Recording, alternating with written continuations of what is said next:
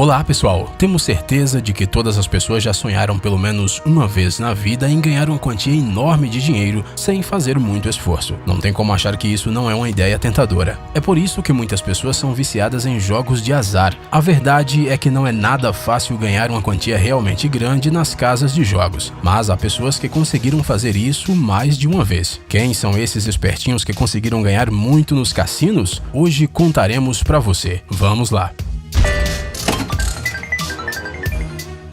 Gonzalo Garcia Pelayo.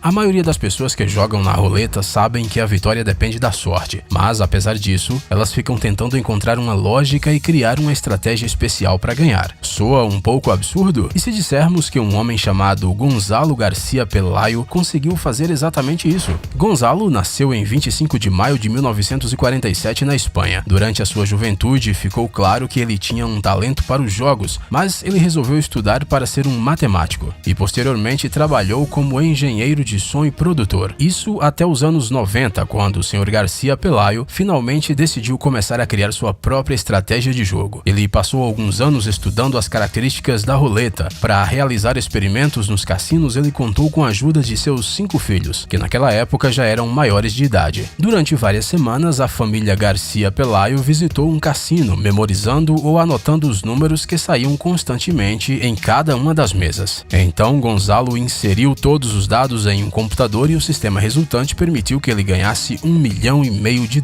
na roleta. 1,5 milhões. Uau! Mas, como é frequente em tais casos, os donos dos cassinos duvidaram da sorte de Gonzalo e resolveram processá-lo, acusando-o de trapacear. O julgamento se estendeu de 1990 a 2004, mas terminou com a vitória do talentoso matemático. Edward Thorp.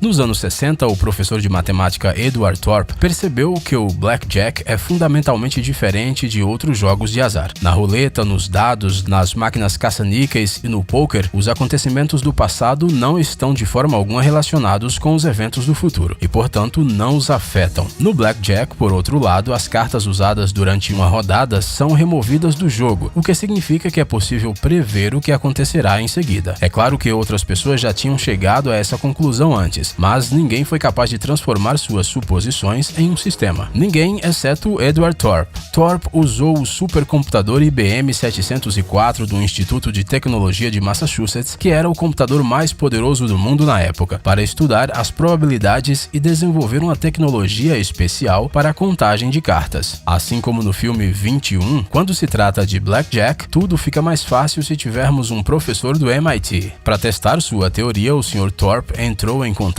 com o jogador profissional Manny Kimmel. O método de contagem realmente funcionou. Com apenas $10 mil, os dois conseguiram ganhar outros 11 mil em apenas um final de semana. Talvez a vitória tivesse sido maior se não fosse pelos serviços de segurança do cassino. Posteriormente, Edward Thorp escreveu um livro, Beat the Dealer, que se tornou um best-seller. Com a ajuda de seu sistema, muitos jogadores de blackjack realmente ficaram ricos. Será que precisamos dizer que os cassinos não curtem nada quando alguém usa o método Thorp e que essas pessoas são banidas?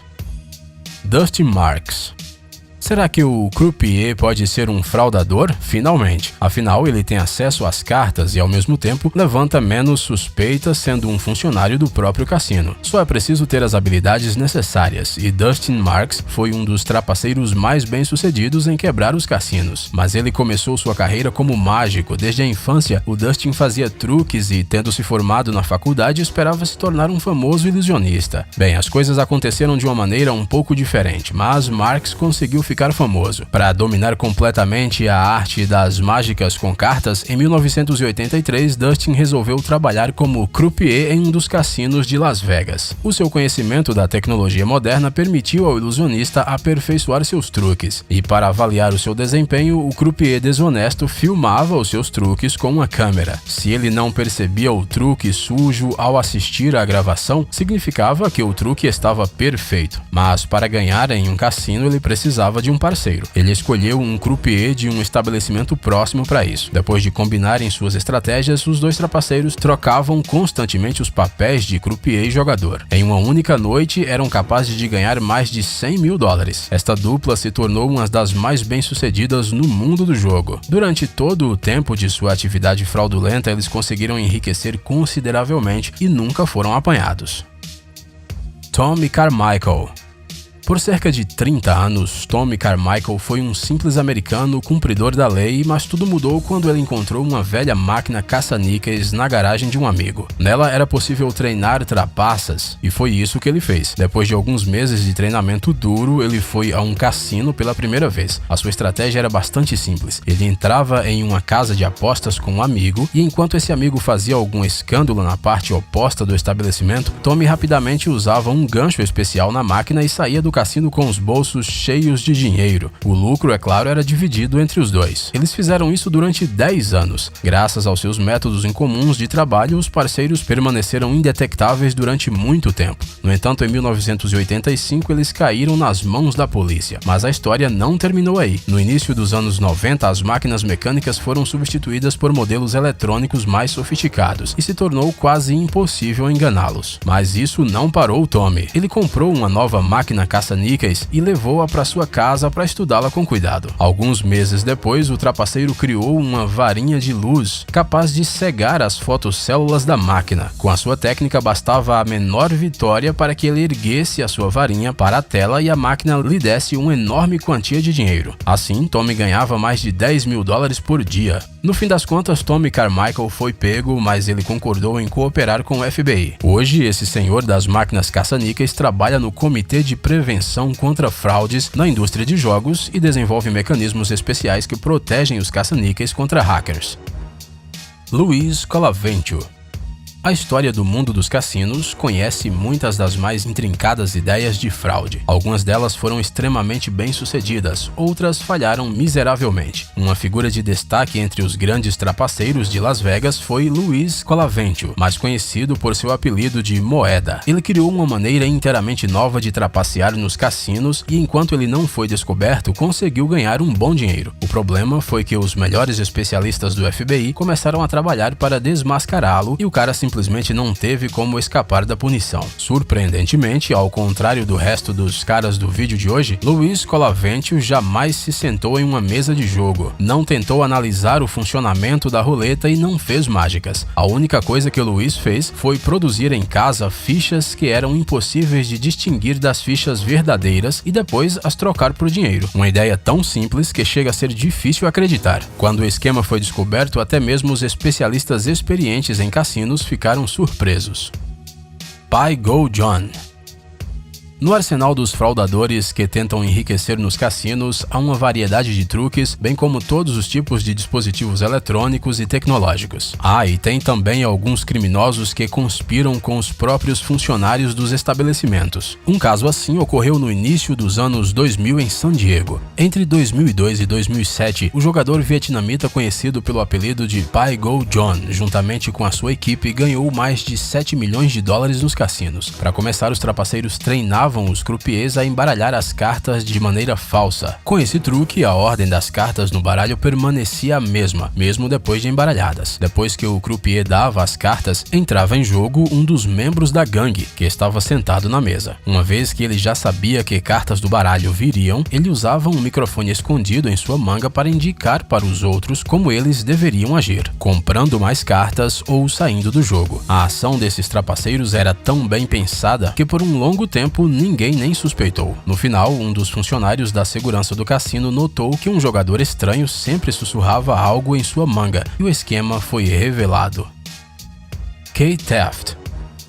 Quando criança, Kate Taft conheceu os jogos de azar, mas como ele jogava mal, logo ele desistiu das cartas. Em vez disso, Taft se encantou pelas ciências exatas e dedicou sua vida a elas, se tornando um excelente engenheiro. Kate, no entanto, sonhava em criar uma máquina que contasse as cartas durante o jogo e transferisse o resultado para a pessoa, que analisaria os dados independentemente e tomaria uma decisão. Em 1969, quando Taft tinha 35 anos de idade, ele e seu filho Marty conseguiram criar tal ao dispositivo. A máquina foi batizada de George e consistia em um pequeno computador pessoal, uma bateria, um pedal e um par de óculos. O princípio da operação do dispositivo era interessante. O computador ficava na cintura de um jogador, enquanto o outro levava a bateria. Quando o jogador recebia as cartas, ele inseria os dados na máquina com o dedo do pé através de um pedal especial, e logo o resultado aparecia nos óculos. Infelizmente, o George era grande e terrivelmente incômodo, então ele foi substituído pelo David. Com ele, o Keith conseguiu ganhar $40 mil em poucos dias. Logo, o dispositivo começou a ser vendido, o que permitiu que o talentoso engenheiro enriquecesse mais ainda. Infelizmente, em 1985, todos os estados dos Estados Unidos proibiram o uso de computadores em estabelecimentos de jogos de azar. Este evento deixou o Keith Taft muito triste, e ele se despediu das cartas para o resto da vida. Dominic Loridio.